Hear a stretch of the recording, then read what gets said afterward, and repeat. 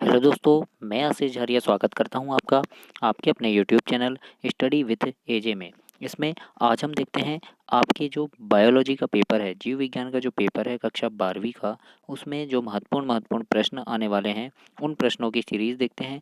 और मैं ये आपको अध्यायवार पढ़ाने वाला हूँ कि अध्यायवार यानी जैसे अभी अध्याय 2 पढ़ा रहा हूँ कि पुष्पीय पौधों में लैंगिक प्रजनन, जो आपका ये पार्ट है, इसमें से आपको कैसे कैसे प्रश्न आएंगे। तो हम इसमें वस्तुनिष्ठ प्रश्न भी देखेंगे और सारे प्रश्न देखेंगे, लघु उत्तरी दीर्घ उत्तरी सब प्रश्न देखेंगे कि इस पार्ट के कौन कौन से महत्वपूर्ण प्रश्न बन सकते हैं जिसको आप अच्छे से पढ़ सकें। तो वेरी आईएमपी प्रश्न है, तो चैनल को सब्सक्राइब करें ताकि सारे सब्जेक्ट के प्रश्न आपको अभी परीक्षा के समय बहुत ही सहायता करें। उसके लिए आइए देखते हैं। इसमें जैसे सबसे पहला प्रश्न यहाँ दिया है, पुष्पीय पौधों को आवृत बीजी पौधे कहते हैं जिनकी लगभग तीन तीन सॉरी इकाई दहाई सैकड़ा हजार 10,000 लाख लिखा है ना, 3 लाख प्रजातियां धरती पर पाई जाती हैं। यानी पुष्पीय पौधों को क्या कहा जाता है, तो ऑप्शन में भी आ सकता है, खालिस्तान में भी आ सकता है कि पुष्पीय पौधों को खालिस्तान कहा जाता है। तो याद रखना आवृत बीजी कहा जाता है ना। कितनी प्रजातियां हैं, तो 3 लाख प्रजातियां धरती पर है। अगला है जैसे सबसे छोटा आवृत बीजी पौधा क्या है, तो वॉल्फिया है, याद रखिएगा वॉल्फिया। तथा सबसे ऊंचा आवृत बीजी पौधा क्या है, सिकुआ है। क्या है, सिकुआ। अगला देखते हैं इसमें क्या क्या है, जैसे पौधे 3 प्रकार से जनन होता है ना, वर्धी प्रजनन, अलैंगिक प्रजनन और लैंगिक प्रजनन। 3 जनन जो होता है ये पौधों में होता है। तो ये बहुत ही इंपॉर्टेंट है। इसके बाद जैसे यहाँ पर दिया है, यहाँ से आप और पढ़ लीजिएगा। मैं आपको जैसे वस्तुनिष्ठ प्रश्न भी बता रहा हूँ। जैसे यहाँ पे है कच्चे नारियल का नारियल पानी है, क्या है ये, तो क्या है बच्चों, इसका सही आंसर क्या होगा, मूर्त केंद्र की भ्रूणकोष है ना। तो ये इसका सही आंसर होगा। जैसे फिर अगला प्रश्न है आपका कि बीज का परिवर्धन में विकास होता है कहाँ से, तो इसका सही आंसर होगा बीजांड से होता है। अगला प्रश्न है जैसे परागकोश के अंदर की भित्ति है, क्या है ये, तो टेपिटम। टेपिटम इसको हम कहते हैं, जो परागकोश के अंदर जो होता है इसको क्या कहा जाता है, टेपिटम कहते हैं।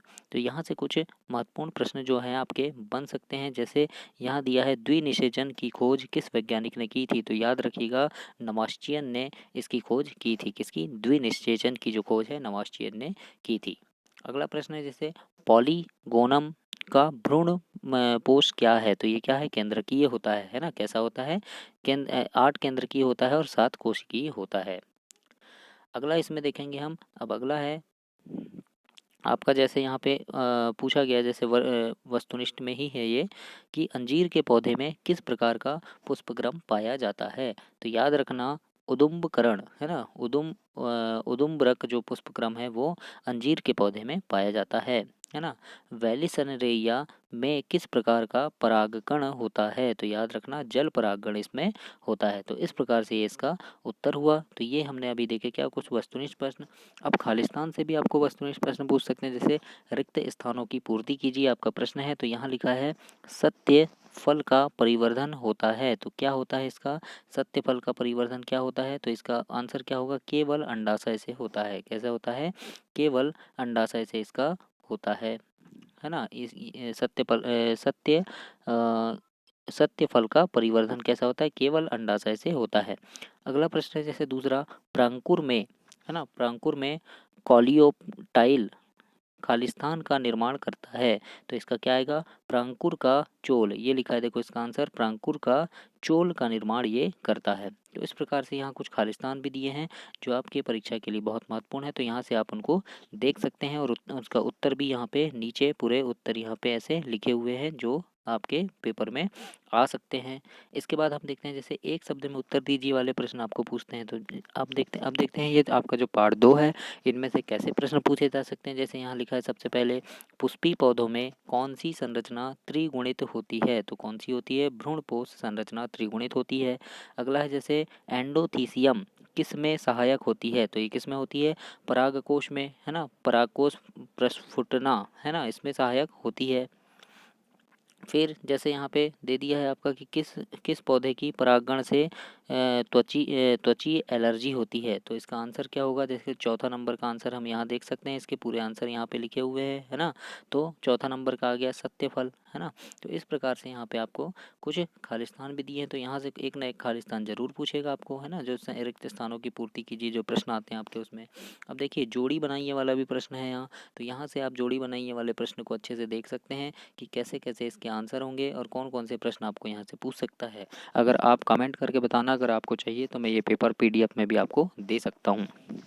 इसके बाद अगला देखते हैं, जैसे हम अगला है यहाँ पे आपका अगला जैसे अब यहाँ पे आ गए हम प्रश्न में। तो आपके जैसे लघुत्तरी प्रश्न है, अति लघुत्तरी में, तो जैसे पूछ लिया आपको कि लघु बीजाणु अथवा परागण का नामांकित चित्र बनाइए। तो इस प्रकार का चित्र है, आपको बहुत अच्छे से बनाना है बच्चों, पेंसिल लेके जाना है, काफ़ी अच्छे से आप चित्र बनाइएगा, क्योंकि चित्र बनाने से आपके एक्स्ट्रा नंबर आपको मिल जाते हैं अच्छे से, और आपके नंबर नहीं कट पाते हैं। तो चित्र बनाना और नामांकन, नामकरण जरूर करना चित्रों का। तो इस प्रकार से आप इसमें लिख सकते हैं। अगला है यहाँ पे पॉलिनियम का चित्र बनाना है आपको। तो पॉलिनियम किस प्रकार का होता है तो देख लीजिए, और प्रैक्टिस भी ज़रूर कर लेना आप चित्र बनाने की, क्योंकि आपको 1 2 3 जरूर चित्र आएंगे जीव विज्ञान के पेपर में बनाने के लिए, और ये बहुत ही महत्वपूर्ण होता है। और चित्र बनाने में सबसे ज़्यादा महत्वपूर्ण होता है बच्चों इसका नामकरण करना। नामकरण करना ना भूलना आप, नामकरण जरूर याद रखिएगा। इसके बाद अगला प्रश्न देखते हैं हम, स्वपरागण के कोई 2 महत्व लिखिए। इस प्रकार से आपको प्रश्न पूछ सकता है कि स्वपरागण के कोई 2 महत्व आपको लिखना है। तो इसमें से देख लीजिए यहाँ पे कि इसमें एक पुष्प के परागण उसी पुष्प के वर्तिकाग्र पर गिरते हैं, है ना, ये एक हो गया। इसमें फिर अगला देख सकते हैं कि इसमें माध्यम की आवश्यकता नहीं होती है। अगला है यह द्विलिंगी पुष्पों में ही होता है। फिर है इसमें से पौधे की शुद्धता बनी रहती है। अगर 2 लिखने बोला है तो सिर्फ 2 ही लिखना आप, एक्स्ट्रा में नहीं लिखिएगा।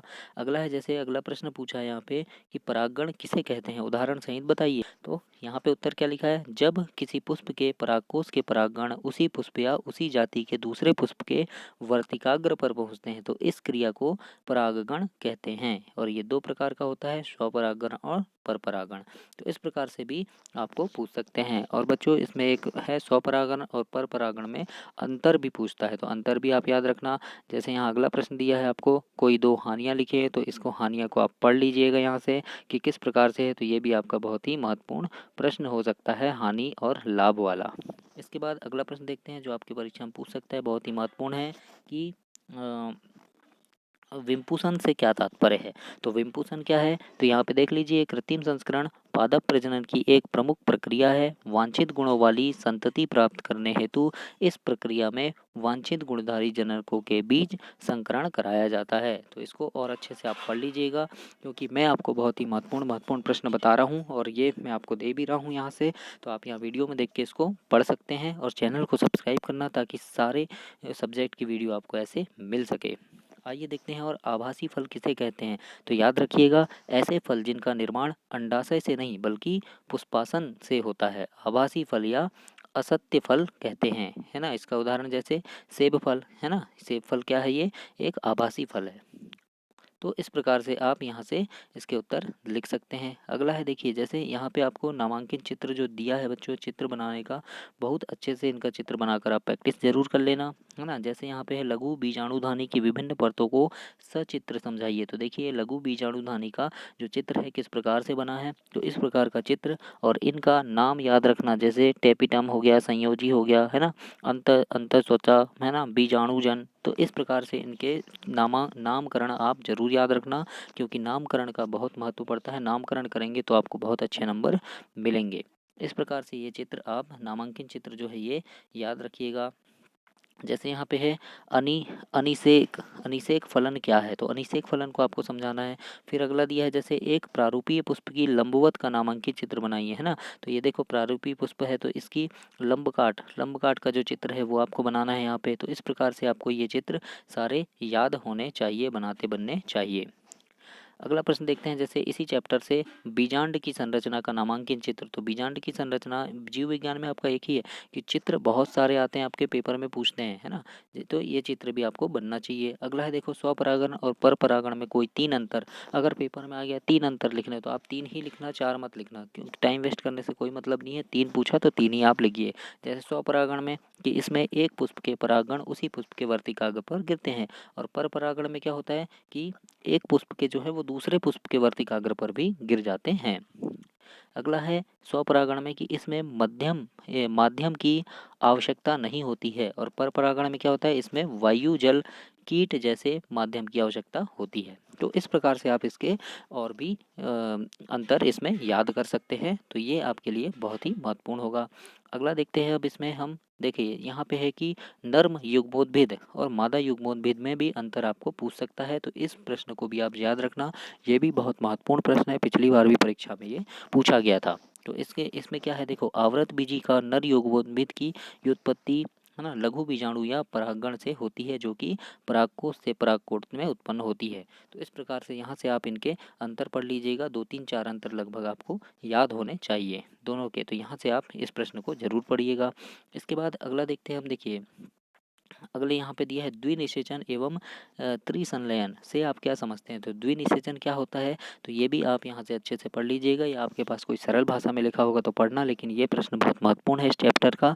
और त्रिसंलयन भी बहुत महत्वपूर्ण प्रश्न है, तो यहाँ से आप इसको जरूर पढ़ लीजिएगा। और देखिए निषेचन को प्रदर्शित करते हुए पुष्प की लंबकाट, है ना, का ये चित्र बना है। तो इस चित्र को भी आप नामांकित चित्र, यानी कम से कम आपके 5 6 नाम आपको यहाँ से जरूर अच्छे से याद होने चाहिए।